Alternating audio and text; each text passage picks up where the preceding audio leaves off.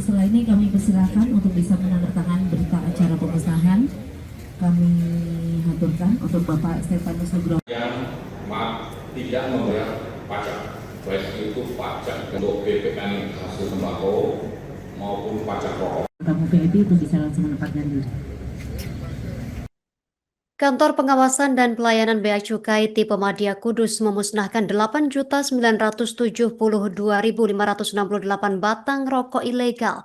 Pemusnahan dilakukan dengan cara dibakar di Kompleks Pendopo Kudus pada Rabu 24 Juni 2026. Sementara sisanya diangkut menggunakan 15 truk untuk dimusnahkan di TPA Tanjung Rejo. Informasi selengkapnya pemirsa sudah diimpun rekan kami Rifki Gozali, wartawan Tribun Jawa Tengah. Maksud kami Tribun Jateng. Rekan Rifki Gozali, silakan laporan selengkapnya.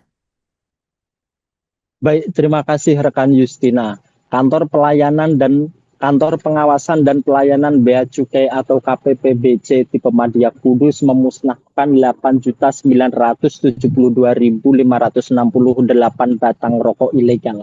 Pemusnahan dilakukan dengan cara dibakar di Kompleks Pendopo Kudus pada Rabu 24 Juni 2026, sedangkan sisanya diangkut menggunakan 15 truk untuk dimusnahkan di TPA Tanjung Rejo. Dalam pemusnahan tersebut dihadiri langsung oleh Bupati Kudus Sam Aning Kapolres berikut sejumlah pejabat Forkopimda. Secara serentak mereka melakukan pembakaran sebagian rokok ilegal sebagai simbol pemusnahan, sedangkan sisanya dimusnahkan di TPA Tanjung Rejo untuk dicacah sampai bentuknya tidak menyerupai rokok.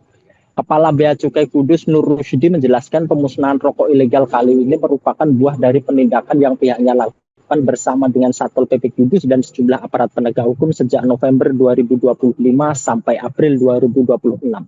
Selain rokok ilegal juga terdapat 4 liter minuman mengandung etil alkohol yang juga turut dimusnahkan.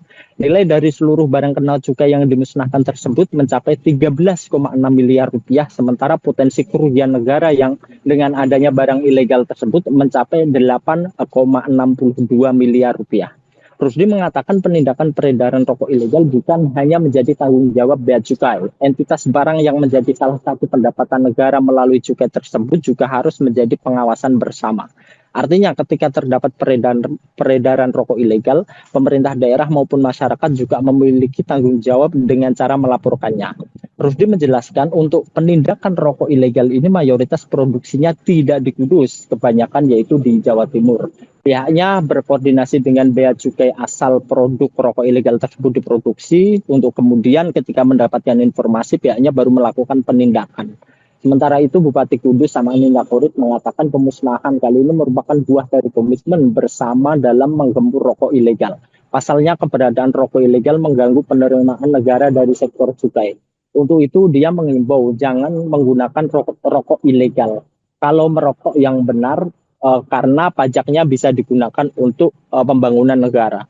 Selain mengganggu penerimaan negara, keberadaan rokok ilegal juga bakal mengancam keberadaan rokok legal yang selama ini resmi dan memberikan kontribusi kepada negara melalui cukai. Termasuk menurut Sam Aning, Kabupaten Kudus sebagai penerima dana bagi hasil cukai dan hasil tembakau bisa berkurang ketika rokok ilegal semakin marak. Untuk itu pihaknya sepakat dari pemerintah kabupaten sampai tingkat RT kalau memang ada rokok yang beredar ilegal untuk dilaporkan ke Bea Cukai maupun ke Satpol PP. Justina.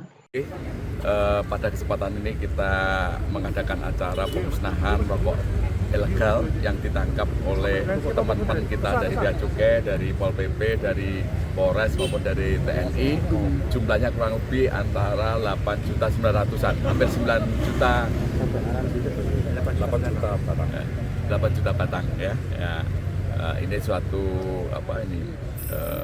komitmen kita bersama bagaimana kita menggempur rokok-rokok ilegal yang akan mengganggu pemasukan dari barang kena cukai yang masuk ke kas negara ya.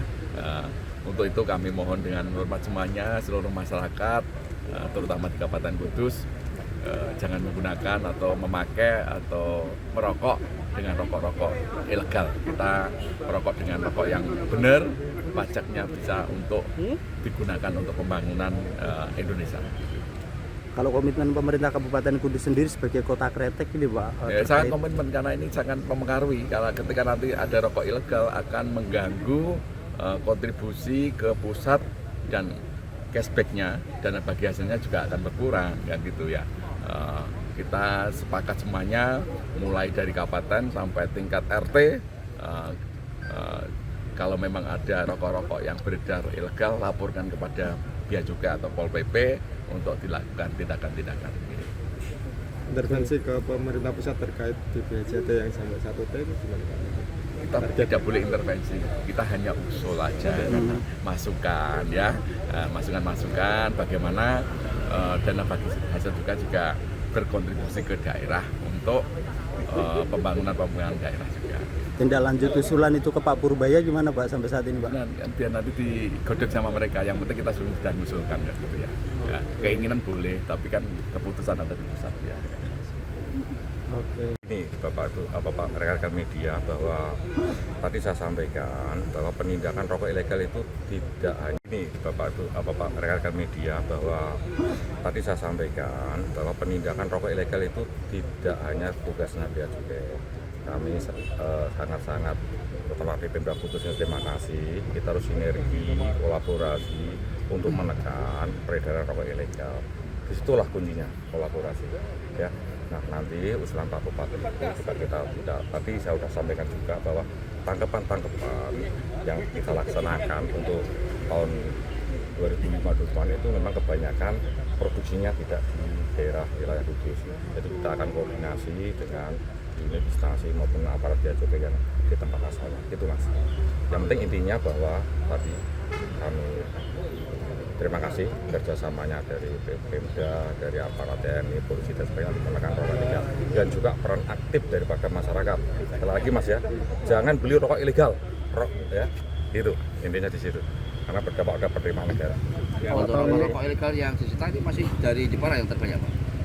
Kalau yang tahun ini itu kebanyakan wilayah Jawa Timur Pak. Oh, Jawa Timur. Ya, dominan dari tadi kita lihat itu hampir 8,9 juta batang. Yeah. Itu dominannya hampir dari Jawa Timur. Dari sini kecil. Ya. Sini Karena lintasan doang berarti Pak?